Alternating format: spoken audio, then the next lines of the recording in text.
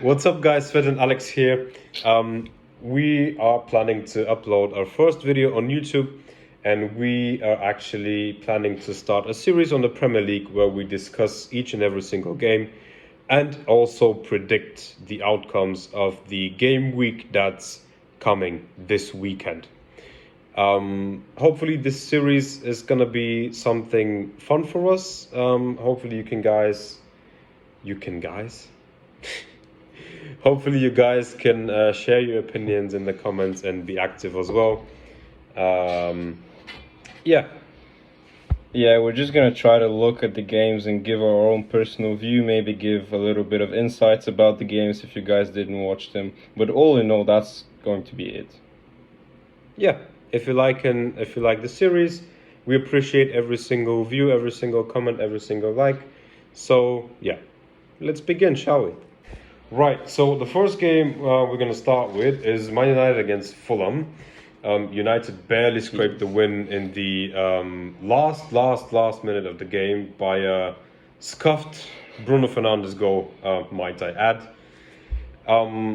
Yeah, United started out strong. They got a goal disallowed by VAR, which I don't think was the right decision. Because if you look at the replay, Maguire didn't really affect the play. I mean, he reached out to play the ball, but didn't really touch it. Nevertheless, the goal was disallowed. So, again, VAR is a subject on itself, which I posted a TikTok about it. It's a long one. Yeah, I mean, we already had a little controversy this weekend with the VAR, and we're probably going to get to that in the next couple of matches. Yeah, exactly. VAR, I think the biggest talking point this weekend was VAR on itself, but more on that later. Fulham actually took control and had a couple of chances during the game, and if they had scored those, I think the end result would have looked much different. But that's a thing that Fulham always has to work on, I think. Fulham is in the middle of the table right now, so that's a pretty standard Fulham thing to do right now. If you look at the statistics, Fulham got even one more shot off than United. It's just that they weren't on target. They only got 2 out of 14 on target, whereas United got more than half of theirs. So the conversion rates are even worse on Fulham's side. Yeah, Fulham need to work on quite a bit of things, but that's the inconsistency that many mid-table teams have. But nevertheless, they played strongly throughout the game. They got a bit unlucky at the end of the game. I think it was Bruno Fernandes who actually played the ball in, then wasn't really cleared properly, and then it was really scuffed situation, and Bruno Fernandes, with the composure of a captain, managed to score a goal for United. Also, I think that was a pretty decent reply on his side of Roy Keane's comments. If you've seen those online, Roy Keane actually criticized Bruno that he wasn't the right captain for the team. Yeah, I saw something about that. Yeah, I think that was a pretty decent reply from Bruno. 1-0 United win. United, they are also a subject on themselves, but we're not going to dwell onto that because that's a long... We don't have enough time for that. and a deep wormhole that we can open. So, United with 1-0 and deservedly, I should say. And, Okay, moving on to the next game was Brentford versus West Ham. Brentford actually won 3-2, managed to turn around the game from a 2-1 deficit. Brentford are really doing well without Ivan Toney. They are. I was surprised personally. I mean, they're above the table and above West Ham right now. 9th are Brentford, 12 are West Ham. I actually thought West Ham had a good start to the season. But as we're seeing now, Brentford, even without their star striker from last season, Ivan Toney, are actually a top half team. Yeah, exactly. Frank Thomas, their coach, ever since the beginning of last season, is giving me a pretty decent impression. I really like what he does, and I think that Brentford are also preparing to play without Ivan Toney in the near future, because there have been a lot of speculations and rumors that I think the likes of Arsenal wanted to buy him. I don't know if United is in the mixture as well, but I think that It's Ivan ve- Toney is on his way out. It's And I very think, likely that he'll leave in January when his ban has already come to an end. It's very possible. yeah, and I think Brentford are preparing to play without him. They are doing really well playing without him, for the level they're at. And yeah, West Ham continue being inconsistent though.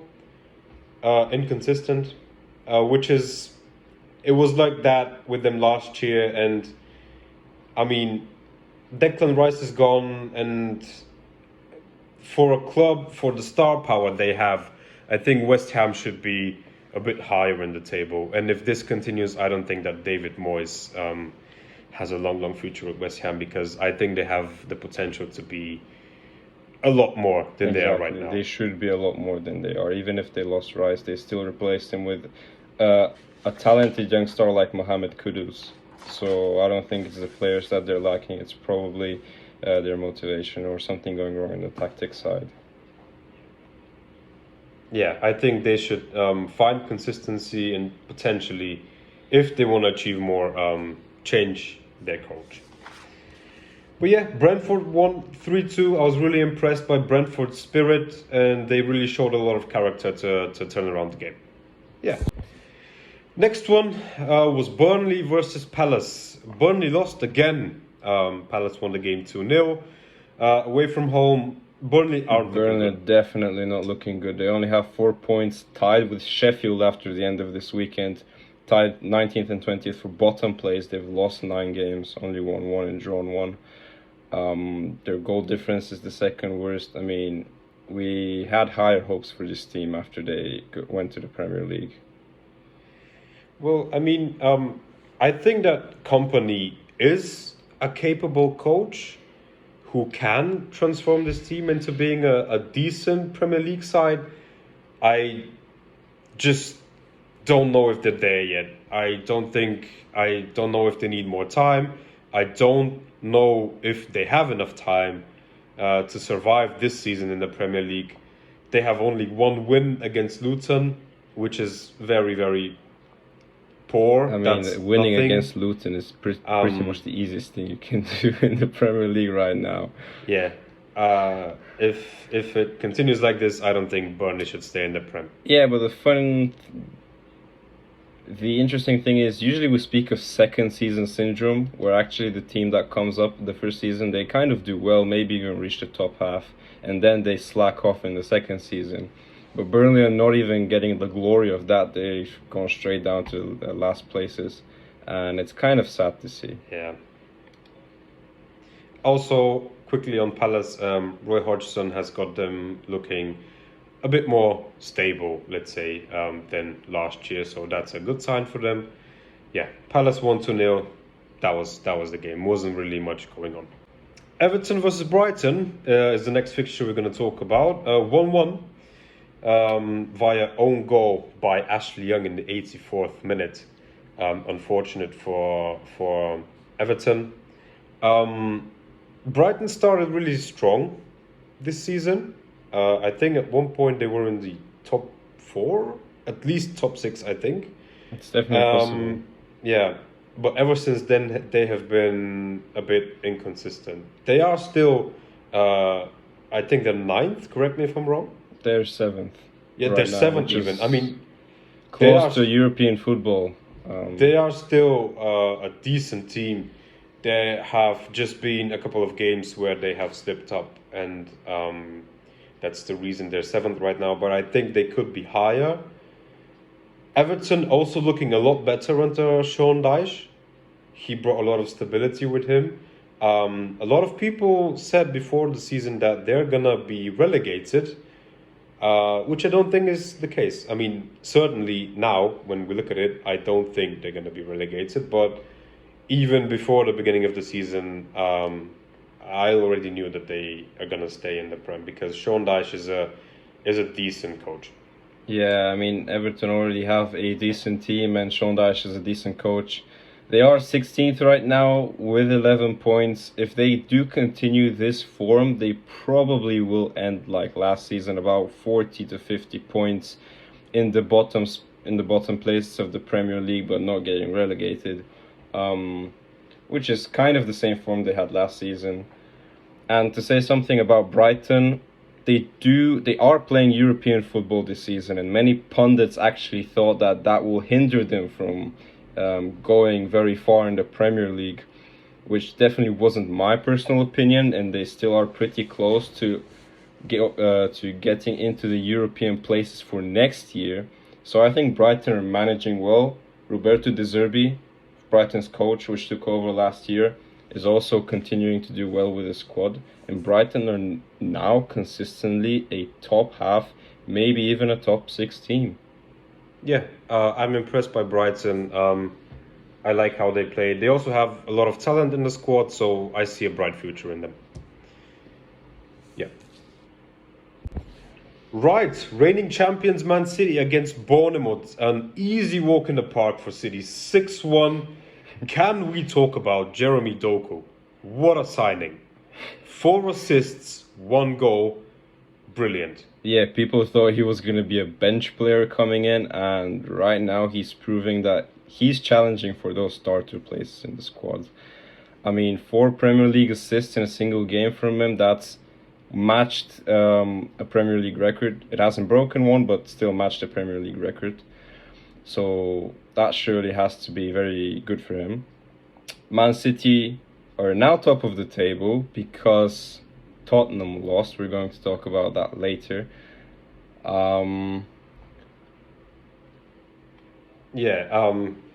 Again, easy win for City. Maybe a bit too easy because I think Bournemouth is going to be one of the teams this season that will go back to the Championship. Bournemouth aren't really showing anything worthwhile. They have the second worst defense in the league, 27 goals conceded. Also the second worst attack with 9 goals scored. I just don't see them continuing in the Premier League. I'm sorry, Bournemouth fans.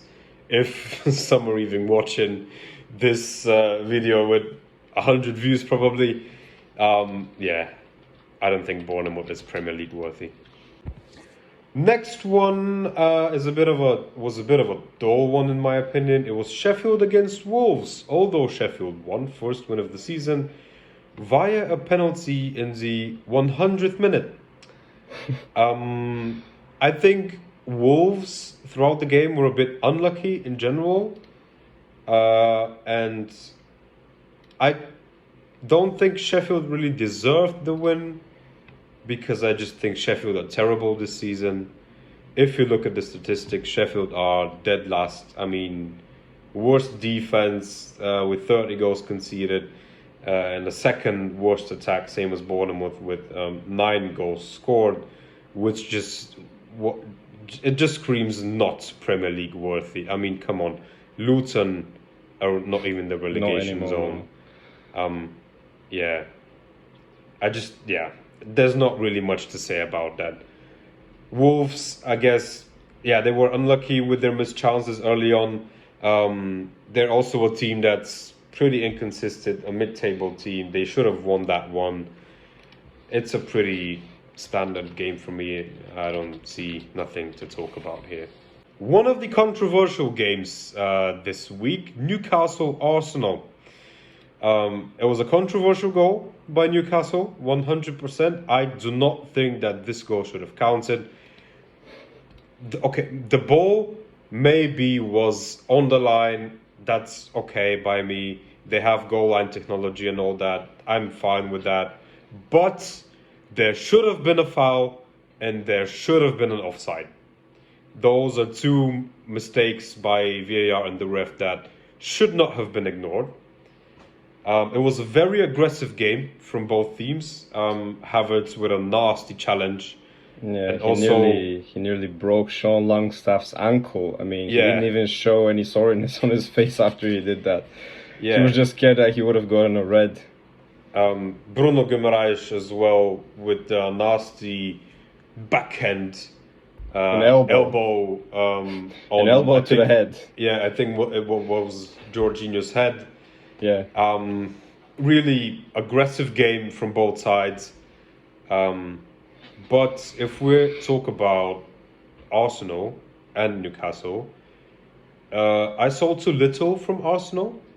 If they want to challenge for the title again, I think this is a game that you should at least be drawing. Because you know the famous saying, you don't have to beat the top six, you have to beat everyone else to win a championship. Although nowadays, if you want to be a champion, you should have almost no losses. Yeah, the competition has gotten to a very high standard. Yeah. But I saw too little from Arsenal that game, and props for Newcastle. They played decent. I like the Newcastle project. I think they're a decent team.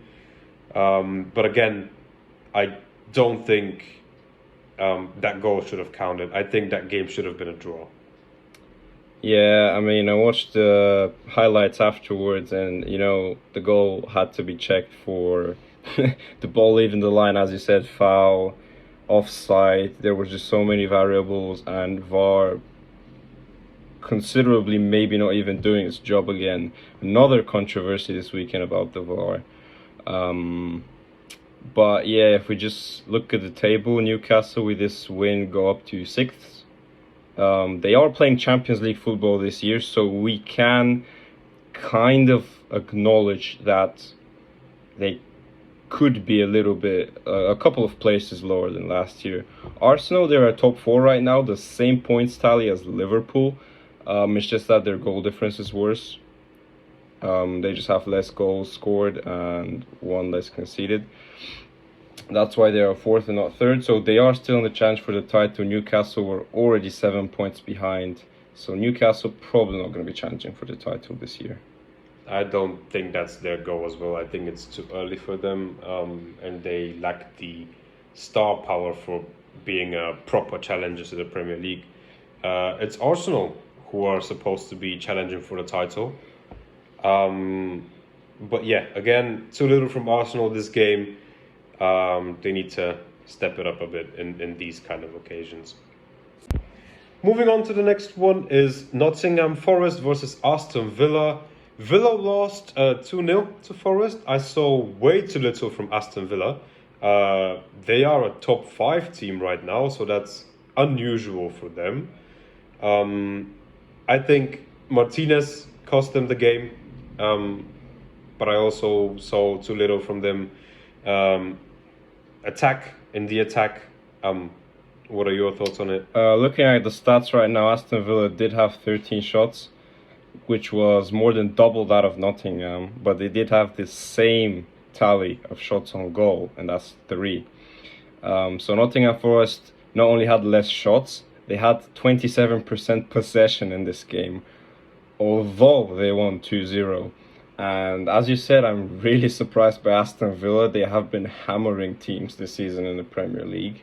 Not only are they 5th right now, and have kept their 5th place after this weekend, but Nottingham Forest were lingering around the relegation places. Now they're about 13th place, as I can see, with 13 points.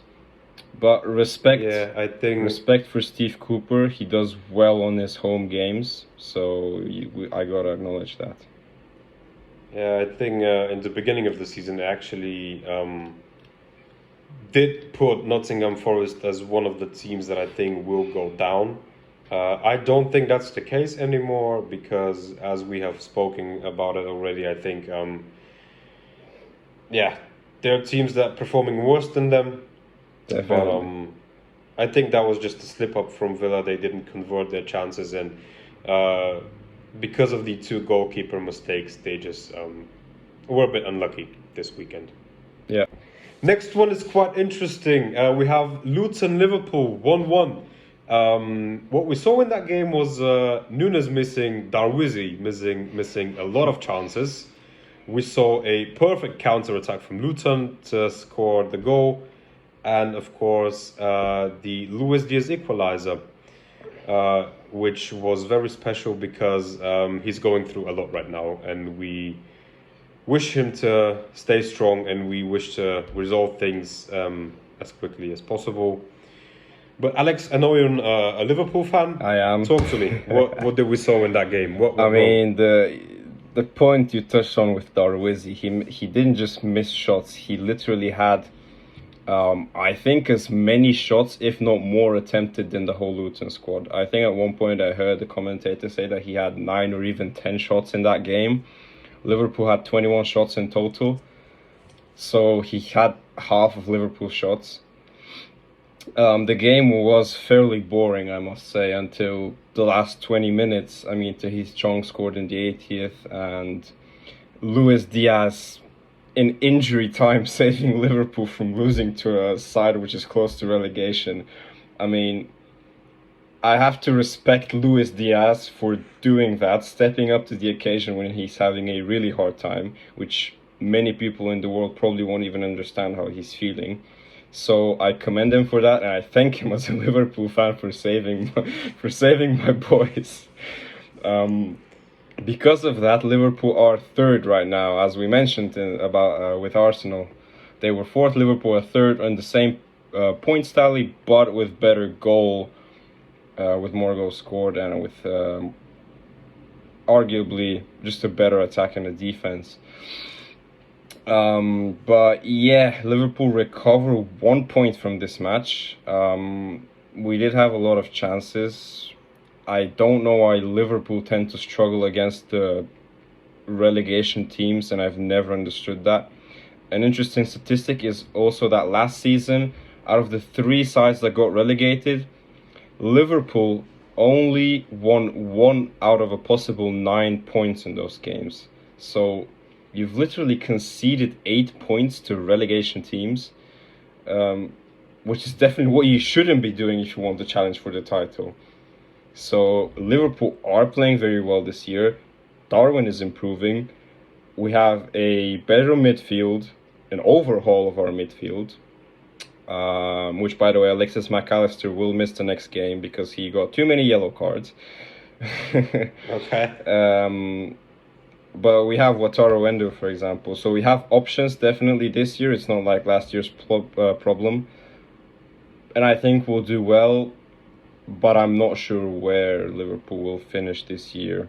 But it was an entertaining match if you were a spectator who wasn't for Luton or Liverpool. So I think that was just a really interesting game in general.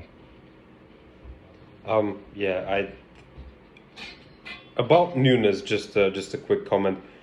I like how he plays as a football player. I just don't like how little he converts his chances. I think his placement as a striker is very, very good. If he starts scoring all those chances, I think he is definitely in the contention of being striker of the year and most definitely being the top scorer of the Prem. I like him as a player, but he just needs to convert more. I think Liverpool are definitely way, way better than last season when it comes to being consistent and stability. I think that new midfield is doing wonders for you guys. Defense is strong as well. I mean, yeah, you have Alisson, you have Van Dijk. I think those are 2 cornerstones of your defense. I just think going forwards, your attack just needs to click, and then I think Liverpool can challenge for the title again. Yeah. Lastly, the game of the week, potentially game of the season. Spurs versus Chelsea. Spurs lost 4-1. Very, very wild game. Spurs got an early lead. Chelsea answered, though. They played well. Then a challenge by Romero in the 26th minute, which was also the situation where Chelsea scored the equalizing goal, which was then disallowed because there was an offside called for Jackson, I think, because he was in the way of the ball. But in the same time, or just the play before that, Romero with a nasty challenge, I think it was against Cole Palmer. So the goal was disallowed for an offside due to Jackson's irregular position. Then the situation was also looked for the red card of Romero, which was a red card indeed. Chelsea got awarded a penalty for that. Cole Palmer converted. Then, because of the long VAR review, we got 12 minutes of added time in the first half. In the first half, yeah. Yeah. In the second half, Destiny Udogi with a very stupid challenge on Raheem Sterling got himself a second yellow card and a red card, which left his team with 9 men on the pitch. Which from then on, I mean, it was clear that Chelsea was gonna use that to their advantage and try to win the game, which they did. One thing I gotta speak about though, I really respect this Spurs team and Ante Postecoglou, because the way Tottenham played with 9 men, with this high defensive line, with the pressure they were trying to put on, with 9 men on the pitch, Spurs played like men.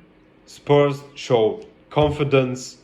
Spurs showed that they're a team who are willing to fight until the last minute. You don't see this very often nowadays. An amazing display from their fans as well after the game. They were singing the whole time. They were applauding their team, deservedly so. After each goal Chelsea scored, Tottenham were singing when the Spurs go marching in, which was just, if you're a true football fan, you couldn't not support Spurs in that situation because they played fantastic. They did not deserve to lose 4-1, but I mean, you can't blame, you know, you can't, you're down to 9 men. I mean, yeah. Spurs got themselves in a sticky situation, a very bad situation, even with down 2 men. They tried to risk playing the way they did, and it just didn't pay off. But sometimes that's what you have to do. And sometimes it pays off, sometimes it doesn't. And you got to commend them for trying at least and not giving up. Can I also add, Spurs were actually this close to equalizing the score 2-2. Because there was a cross, I don't know in which minute it was, but it was a goal by Eric Dyer from a cross, which was disallowed by VAR, again due to for the finest margins for Eric Dyer being in offside. But again, this is another situation that showed you Spurs will fight. And Spurs, also Heung-min Son actually missed a chance towards the end of the game. I think it was the 88th minute, which again could have equalized it. You don't score every chance you get. He was also upset about that. And then in the added time, Chelsea used Spurs' defensive line placement and scored. Nicholas Jackson scored 2 easy tap-ins. A hat-trick for Nicholas Jackson, which I don't feel right by calling it a proper hat-trick. I'm not going to celebrate this hat-trick, and I'm not going to celebrate Nicholas Jackson because he still, for me, hasn't shown the class that a striker who plays for Chelsea needs to show.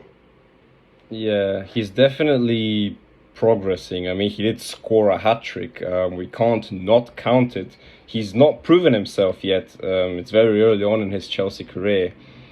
But yeah, as you said, 5 goals were scored in this match. Chelsea did win 4-1. And 5 goals were also disallowed. So it was crazy what happened yesterday. It was just one of those games which you put your hands on your head and you're wondering what is going on. This was definitely game of the season. And again, I think this time VAR done its job. The consequences of that were, though, there were, I think, at the end of the game, 21 minutes of added time. We saw over 100 minutes of football, over 110 minutes of football, which was brutal. But respect for Spurs. I think I'm not gonna be angry if they win the title this year. I'm gonna say that this honestly. I think this Tottenham deserves to finally win the Premier League. Right, it's that time of the video where we jump to our predictions for game week 12. Really quickly, first game, Wolves versus Tottenham. I think that Spurs are going to demolish Wolves that game. I think they're going to be coming off pretty angry after that Chelsea game. And I think they're going to win convincingly, something of like a 3-0. I think they're going to win that pretty easily.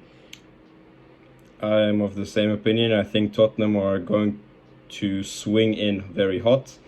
Wolverhampton are still kind of a wobbly team, and I think Tottenham is going to take advantage of that and win pretty convincingly. Palace versus Everton, two teams that are kind of mid-table, that are kind of inconsistent. I do see Everton winning it though. I either see a draw or Everton winning it.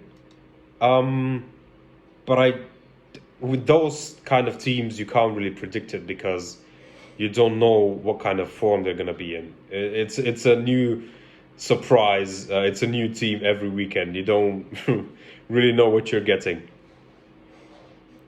Yeah, I'm betting more on a draw between the two teams just because they're both so unpredictable. I think they're going to try to outclass each other, which is just not going to work in the end. Yeah, I think sort of like a 1-1 or a 0-0. I think it's pretty possible. Arsenal versus Burnley. I mean, it's gonna be a shock if Burnley manages to pull something from that game.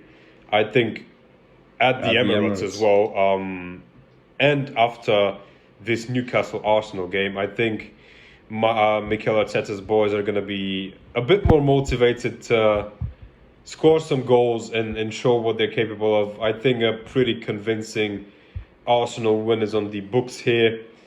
I don't have much more to say about that one. No, I'm of the same opinion. Burnley, a relegation side right now. Arsenal, a top 4 team. Fired up as well with new additions this season. They're going in hot, and I'm definitely thinking that they're Man United, Luton. I have a controversial opinion on that one. Man United barely won against Fulham last weekend, and Luton were actually. I mean, okay, Nunes missed a lot of chances, but Luton actually managed to pull a draw. It is at Old Trafford, but I think that Luton can also pull a draw from this game. I mean, the obvious one is United winning, but I think there might be a controversy. There is definitely the possibility because it's Man United and you never know in these times of football. But Luton did draw against Liverpool on their own stadium where they had the really good support of their fans. I think Man United are going to win this game just because it's Old Trafford and Luton away are probably not going to have that much confidence. I mean, it's the logical thing to say, but I just want to sprinkle a bit of controversy in it. So I'm gonna say Luton United a draw, as crazy as it seems. Next one is Bournemouth against Newcastle. Newcastle play away. I think Newcastle can easily win this as well. It depends also. I mean, they have a Champions League clash with Dortmund on Tuesday. I don't know how this will affect them. Is it against Dortmund? I think it's against Dortmund, right? Newcastle play against Dortmund away in Dortmund. So let's see how this affects them because the game against Bournemouth is on Saturday as well, so they're not going to have that much time to rest. I do still think that Newcastle are going to win this pretty convincingly because Bournemouth is awful right now. But again, it's the Premier League. Bournemouth could pull a surprise here if they manage to, finally wake up. And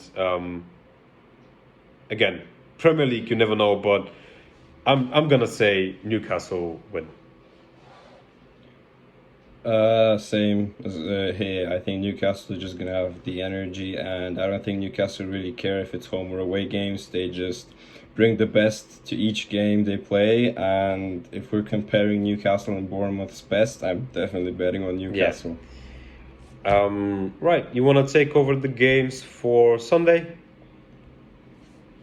Yeah, so we're starting with West Ham and Nottingham Forest. Well, it's an interesting that one because in the last Premier League weekend, West Ham actually lost in a 3-2 fashion against, I think it was the Blades. So, oh no, the Brentford Bees. And Nottingham Forest, they won against a top 5 side Aston Villa right now. So this is a really interesting game. And I think I'm actually tending towards Nottingham right now. I think they're going to continue the wave they're on. I think they're just going to continue that and bring the fight to West Ham. And I think they're going to barely scrape by a win, maybe a 2-1 or something. I can definitely see that happening. I do tend to say that West Ham are going to win it because Forest, although they did win against Villa were kind of unlucky because of Martinez's mistakes, and Forest did not really show much, as you said earlier in the video. They just had 27% possession and 4 shots, which is not a lot, but they might get lucky again against West Ham again, who are a side that are pretty inconsistent. So I don't rule out a draw as well, but I'm gonna say that West Ham are gonna win this one. Yeah. Next game is Brighton and Sheffield United. Brighton 7th place, Sheffield last place right now. I think it's pretty clear. I'm definitely going for Brighton on this game, and Brighton are playing at home at the Amex. Yeah. So I think there's not much to say. Second choice. I see a 1-0 or 2-0, maybe a 2-1 win for Brighton. I think, it's gonna be a boring game, I think. Okay, then we have Liverpool and Brentford.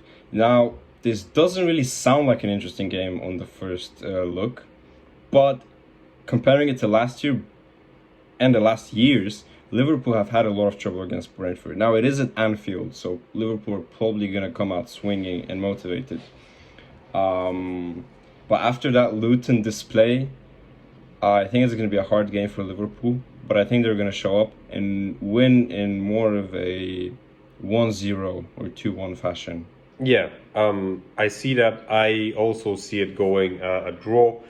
Liverpool are traditionally strong at Anfield. I think that I think just Luton was a really not a friendly place, not a friendly stadium to play on. And I think Liverpool are gonna wake up this week and are gonna either win or draw with Brentford. Yeah, then we have the second to last game is Aston Villa and Fulham. It is kind of a clash between two teams which are not really that much in the spotlight right now. Although Villa, they are top 5, but I think they're kind of sliding under the radar, so not many people are seeing that. But I just think Villa are going to thrash Fulham. Villa are playing at home. I think they want to get back revenge for the game they lost against Nottingham. So I think this is going to be another 3-0 or 4-0 display for Aston Villa. Yeah, I was going to say the same. Villa are kind of under the radar right now because when I was doing my research for this video, I saw the table and I was actually surprised that Villa are in 5th because no one's talking about that. They're doing pretty well. The thing is, I saw how Fulham played against United. I mean, United are what are they now, 9th, 10th or something? They're not a top 6 side right now. They're 8th. They're 8th. But I think Fulham can play as well. I do see Villa winning it, but I think it's not going to be that easy for them. I don't think it's going to be a thrashing. I think it's going to be like a 2-0, 3-1 or 2-1 or something like that. And the last game, a pretty spicy one after Chelsea defeated Tottenham this week. We're going to have a Man City-Chelsea clash. Now, I think Man City is definitely going to be a stronger opponent than Tottenham. Man City as well, top of the table right now, so they'll probably want to defend that. The thing is, Haaland may not be recovered for that game. It is likely that he'll play, but it's not 100% sure. I think Man City are going to win against Chelsea, although it's Stamford Bridge. But I think it's probably going to be like a 2-1 Man City win. Yeah, I feel the same. Even without Haaland, I think Man City has the star power to beat almost everyone in the world. They have Alvarez, they have Doku, who's in form, they have Grealish. Who don't they have? I mean, Rodri. I mean, I was well. just Top 5 Ballon d'Or nominee. Counting the attackers. So I think Man City are gonna win this by a slight margin, but I think Man City are first now as well. So I think City are a champion team that if they smell blood, they're not gonna stop. I think Guardiola has his players disciplined them well enough to just continue destroying everyone on their path. I think it's going to be an interesting game. Let's see if VAR is going to be involved as much this weekend as it was last weekend. Hopefully not, to be honest, because that was a bit much last weekend.